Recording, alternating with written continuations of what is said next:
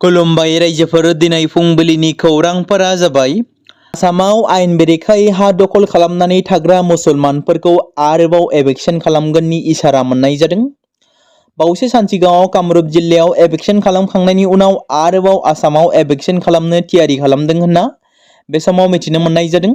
जों मिथिगौ गिबि मन्त्रि डक्टर हिमन्त बिश्व शर्माया आसामाव गोदान सोरखार दानाय लोगो लोगोनो आयेन बेरेखायै दखल खालामग्राफोरखौ थामहिनबा दखल खालामनानै थानाय गासैखौबो एभिक्सन खालामनाय जागोन होनना खोथा बुंदोंमोन।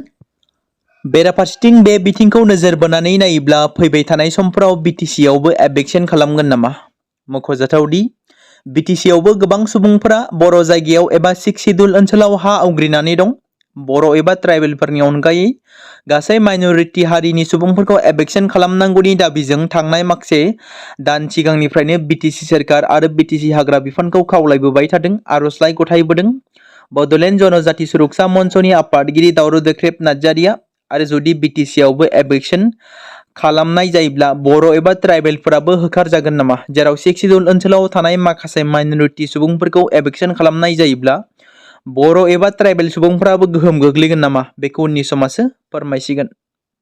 राजा नोंथांमोन, बे समाव फिन आरोबाव नोंथांमोननि गेजेराव फोसावनो लादों गेदेमा रन्जन दैमारिनि बागै। जों मिथिगौ दासिमबो रन्जन दैमारिया जेलावनो दं, जेराव मोनसे समाव आलादा रायजो बड'लेण्डनि थाखाय हारिनि रैखाथिनि थाखाय बर'नि हाथियार लाग्रा आफाद जोनोम होनानै गोबाव सम सोरखारनि हेंथायै दावहा नांबोनाय बयजोंबो मोजां मोनजाग्रा रन्जन दैमारिया दासिमबो जोबथेसालियाव दङ। सिबिआइ केसजों एक्टिभ जानानै थानायनि जाहोनाव बिथांजों लोगोसेनो माखासे बारग' एनडिबि केडारफोरा दासिमबो जेलावनो दं। बे बाथ्राखौ मख'नो गोनांदि 2026नि गेजेराव सुप्रिम कर्टनि गोदान हियारिंनि तारिखआ फिन फोसावजायाखै, जेराव बिथांनि हियारिंनि तारिखखौ माब्ला फोसावगोन बेखौ नेनानै दं। उकिलफोरनि सम मोननाय आरो गुबुन गुबुन आयेनारि जाहोनफोरनि थाखाय बिथांनि हियारिंआ दोनथ'जागासिनो दं होनना बे समाव मिथिनो मोननाय जादों। बेराफारसेथिं बिथां गेदेमानि बिनानाव डक्टर अनजालि दैमारिनि नाजानाय आरो गोबां बारग' एनडिबिफोरनि गोख्रों नाजाबोबाय थानायजों गोबां खेब हियारिं जानानै थांदोंब्लाबो मोजां फिथाइ थायाखै, जेराव गोबां खेब बिथांनि बेल हियारिं जानो गोनां समावनो उकिलफोरनि सम आरो खाबु होनो हायैनि जाहोनाव गेदेमा रन्जन दैमारिनि हियारिंआ आद्रा जानानै थादों। माब्ला बिथांनि फिन हियारिंआ जाफिनगोन? माब्ला बिथाङा जोंनि गेजेराव बर' हारिनि गेजेराव उदां जानानै फैनो खाबु मोनगोन? बेखौ उननि समासो फोरमायसिगोन। बेराफारसेथिं बर'नि गोबां गोजौ थाखोआव थानाय दैदेनगिरि राजखान्थिगिरिफोरखौ आथिखालाव गेदेमा बिथांनि फारसे जेबो बाथ्रा बुङै एबा उदां खालामनांगौनि थाखाय सोरखारनि हेंथायै गारां दिखांनायखौ नुनो मोनाखै। नाथाय थांनाय बावैसो सान सिगाङाव बिटिसिनि चिफ हाग्रामा महिलारिया रन्जन दैमारि बिथांनि उदां अख्राङाव लाबोनो हायैनि थाखाय बिथाङा फिननाय होदोंमोन, जेराव बिथाङा बुंदोंमोन एनडिबिनि गाहाय रन्जन दैमारिखौ जेलनिफ्राय उदां अख्राङाव लाबोनो थाखाय बिटिसिनि आवथायाव ल' एन्ड अर्डार गैया, रन्जन दैमारिनि जेबो तत्त्व गैया बिटिसिआव। बेबादि बुंदोंमोन बिटिसिनि गाहाय खुंगिरि हाग्रामा महिलारिया। हाग्रामानि सोंथिनि फिननाय होनायाव बारग' एनडिबिफोरा मा फिनजाथाय होगोन बेखौ उननि समासो फोरमायसिगोन। बे बाथ्राखौ मख'नो गोनांबावदि बर'फोरनि थामथि गोरोबथा बिटिआर गोरोबथानि गेजेरजों एक्स एनडिबिफोरनि जेंना बारग' एनडिबिफोरखौ जेलनिफ्राय उदां लाबोनायनि दफाया दंमोन, नाथाय बे दफानि गेजेरजों रन्जन दैमारिनि अनगायै माखासे बारग' एनडिबिफोराल' उदां अख्राङाव फैबाय। एक्स एनडिबिफोरनि जेंना, साख्रिनि जेंना, थांना थानायनि थाखाय राहा खालामनानै होनो थाखाय थांनाय 2020 मायथाइनि 27 जानुवारि खालाराव एबसु, एनडिबि, इउबिपिअ, आसाम सोरखार, भारत सोरखार जथायै बिटिआर एकर्डआ जानानै थांदोंमोन, जाय एकर्डआव गोबां दफाफोरा दंमोन। बेनि गेजेरावनो बारग' एनडिबिफोरखौ जेलनिफ्राय उदां अख्राङाव लाबोनानै बिथांमोननो थांना थानायनि खाबु खालामनानै होनाय दफाया आद्रा जानानै थायो। बेराफारसेथिं गेदेमा रन्जन दैमारिया दिनैनि समाव मानो बेबादि जोबथेसालियाव थाबाय थानो गोनां जाखो? जाय दैदेनगिरिया जाय गेदेमा बिथाङा बिटिआर एकर्डनि सागानगिरि, दिनैनि समाव रावबो बेबादि एकर्डनि सागानगिरि जानानै जेलाव थानांबाय थानाय रावखौबो नुनो मोनाखै।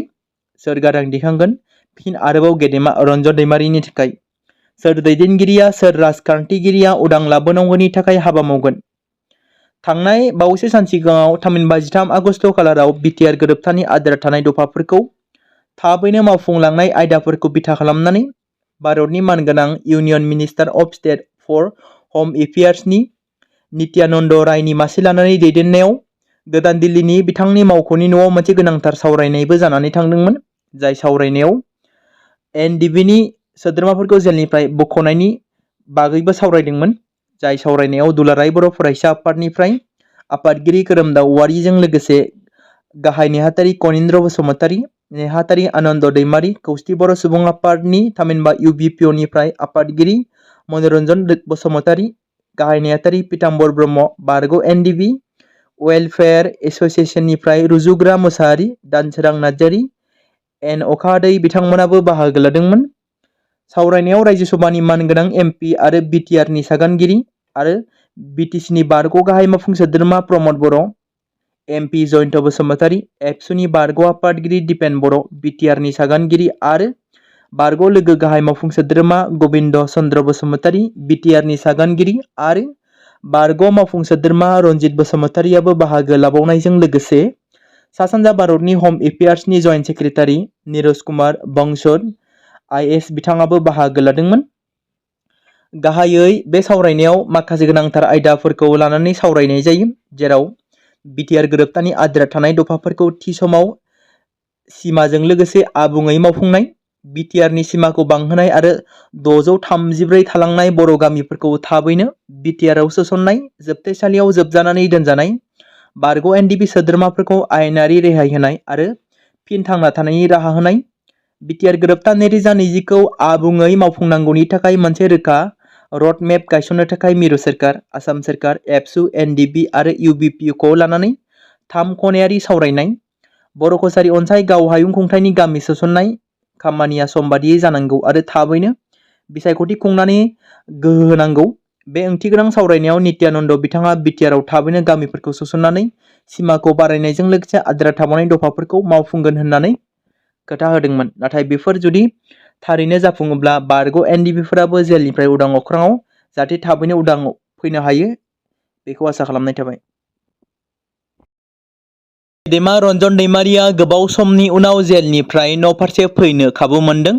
4:30 रिंगायाव गावनि आंगो न' अदालगुरियाव थानाय गावनि न'आव 30 साननि थाखाय सफैबाय एनडिबिनि गायसनगिरि आफादगिरि रन्जन दैमारिया। बिथांखौ जेलनिफ्राय लानानै फैयो बिथां गेदेमानिनो आंगो बिनानावा। आसा खालामो गेदेमा रन्जन दैमारि बिथाङा जोंनि गेजेराव थारैनो बर' हारिनि गेजेराव उदां अख्राङाव थाबैनो फैनो हायो, बेखौनो आसा खालामनाय थाबावबाय।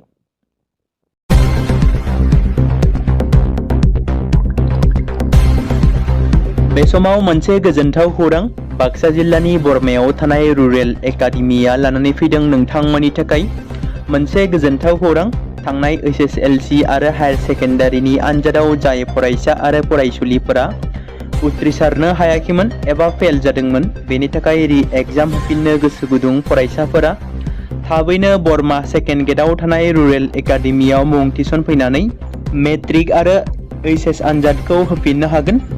बेनि अनगायैबो जाय फरायसाफोरा थांनाय मेट्रिक आरो HS आनजादाव नांगौ बादि जौखोन्दो एबा मार्क्स लानानै उथ्रिसारनो हायाखैमोन, बिथांमोनाबो बे रुरेल एकाडेमियाव एडमिशन खालामफैनानै मार्क्स इमप्रुभमेन्ट खालामनो हागोन। स्ट्रिम हिसाबै आर्ट्स, साइन्स आरो कमार्सनि गासैबो फरायसाफोरा रुरेल एकाडेमियाव एडमिशन खालामनो हागोन। बेनि थाखाय थाबैनो 8761903455 नङाब्ला 87203585 जानबुं नम्बराव जगाजग खालामहरनो हागोन।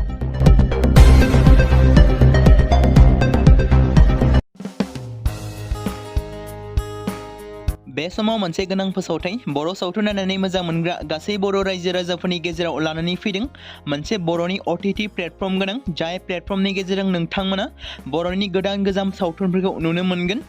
थांनाय माखासे बोसोर सिगां बर'नि गेजेराव लानानै फैनाय निउबो एप बायदिनो फिन आरोबाव लानानै फैदों बर' रायजो राजाफोरनि थाखाय। बे बाथ्राखौ मख'नाया गोनांदि 2025 मायथाइनि जानुवारि दानाव ओंखारनाय आंगो स्ट्रिम मुंनि मोनसे OTT प्लेटफर्म गोनां निउबो एपनि गेजेरजों नोंथांमोना गोबांथार बर'नि सावथुनफोर जेरै ट्रेजेडि, रमान्टिक, एक्सन आरो कमेडिजों बुंफबनाय सावथुनफोरखौ नुनो मोनगोन। जेरै सनानि नखर, थांखि गैयै समाज, अनसुला आफा, हिर', बिमा बायदि बाजै, अर, थैसाम, वान्टेड, संदान आरो रं नाम्बार बायदि सावथुनफोरा मख'जाथाव। बेफोर सावथुनफोरखौ नायनो थाखाय नोंथांमोना गिबियावनो आंगो स्ट्रिम एपखौ गाव गावनि मबाइलाव थानाय प्ले स्ट'रनिफ्राय डाउनल'ड खालामनानै लोगोसे इनस्टल खालामनानै गावनि मबाइल नाम्बारजों लगइन खालामनानै लाग्रोनांगोन। बेनि उनाव नोंथांमोना गोबांथार नुनो मोनै सावथुनफोरखौ गुगोल पे, फन पे आरो पेटिएमजों रं नाम्बार सावथुनखौ नायनो थाखाय 60 रां आरो संदान सावथुनखौ नायनो थाखाय 80 रां, वान्टेड सावथुनखौ नायनो थाखाय 60 रां, थैसाम सावथुनखौ नायनो थाखाय 60 रां बेबायदिनो गोबांथार नुनो मोनै सावथुनफोरखौ नायनो थाखाय सुबिदा खालामनानै होदों आंगो स्ट्रिम प्लेटफर्मआ। फिन नोंथांमोननि गेजेराव फोरमायबावनो लादों बर' सावथुन नायनानै मोजां मोनग्रा गासै बर' रायजो राजाफोरनि गेजेराव लानानै फैदों मोनसे बर'नि OTT प्लेटफर्म गोनां जाय प्लेटफर्मनि गेजेरजों नोंथांमोना बर'नि नुनो मोनै सावथुनफोर जेराव गोदान गोजाम सावथुनफोरखौ नुनो मोनगोन। बे बाथ्राखौ मख'नाया गोनांदि 2025 मायथाइनि जानुवारि दानाव दिहुनजानाय आंगो स्ट्रिम मुंनि मोनसे OTT प्लेटफर्म गोनां एपनि गेजेरजों नोंथांमोना गोबांथार बर'नि ट्रेजेडि, रमान्टिक, एक्शन आरो कमेडिजों बुंफबनाय सावथुनफोरखौ नुनो मोनगोन। जेरै रं नाम्बार, संदान, वान्टेड, थैसाम, अर, बिमा बायदि बाजै, हिर', अनसुला आफा, थांखि गैयि समाज, सनानि नखर बायदि बायदि सावथुनफ्रा मख'जाथाव। बेफोर सावथुनफोरखौ नायनो थाखाय नोंथांमोना गिबियावनो आंगो स्ट्रिम एपखौ गाव गावनि मबाइलाव थाखानाय प्ले स्ट'रनिफ्राय इनस्टल खालामनानै गावनि मबाइल नाम्बारजों लगइन खालामखांनायनि उनाव नोंथांमोना गोबांथार नुनो मोनै सावथुनफोरखौ गुगोल पे, फन पे आरो पेटिएमजों रं नाम्बार सावथुनखौ नायनो थाखाय 60 रां, संदान सावथुनखौ नायनो थाखाय 80 रां, वान्टेड सावथुनखौ नायनो थाखाय 60 रां, थैसाम सावथुनखौ नायनो थाखाय 60 रां बेफोरबायदिनो अर सावथुनखौ नायनो थाखाय 60 रां पे खालामनांगोन। बेबायदिनो गोबांथार नुनो मोनै बर' सावथुनफोरखौ नायनो थाखाय सुबिदा खालामनानै होदों आंगो स्ट्रिम प्लेटफर्मआ। बे समाव मोनसे गोनां फोसावथाय बर' सावथुन नायनानै मोजां मोनग्रा गासै बर' रायजो राजाफोरनि गेजेराव लानानै फैदों मोनसे बर'नि OTT प्लेटफर्म गोनां जाय प्लेटफर्मनि गेजेरजों नोंथांमोना बर'नि गोदान गोजाम सावथुनफोरखौ नुनो मोनगोन। थांनाय माखासे बोसोर सिगां बर'नि गेजेराव लानानै फैनाय निउबो एप बायदिनो फिन आरोबाव लानानै फैदों बर' रायजो राजाफोरनि थाखाय। बे बाथ्राखौ मख'नाया गोनांदि 2025 मायथाइनि जानुवारि दानाव ओंखारनाय आंगो स्ट्रिम मुंनि मोनसे OTT प्लेटफर्म गोनां निउबो एपनि गेजेरजों नोंथांमोना गोबांथार बर'नि सावथुनफोर जेरै ट्रेजेडि, रमान्टिक, एक्शन आरो कमेडिजों बुंफबनाय सावथुनफोरखौ नुनो मोनगोन। जेरै सनानि नखर, थांखि गैयि समाज, अनसुला आफा, हिर', बिमा बायदि बाजै, अर, थैसाम, वान्टेड, संदान आरो रं नाम्बार बायदि सावथुनफोरा मख'जाथाव। बेफोर सावथुनफोरखौ नायनो थाखाय नोंथांमोना गिबियावनो आंगो स्ट्रिम एपखौ गाव गावनि मबाइलाव थानाय प्ले स्ट'रनिफ्राय डाउनल'ड खालामनानै लोगोसे इनस्टल खालामनानै गावनि मबाइल नाम्बारजों लगइन खालामनानै लाग्रोनांगोन।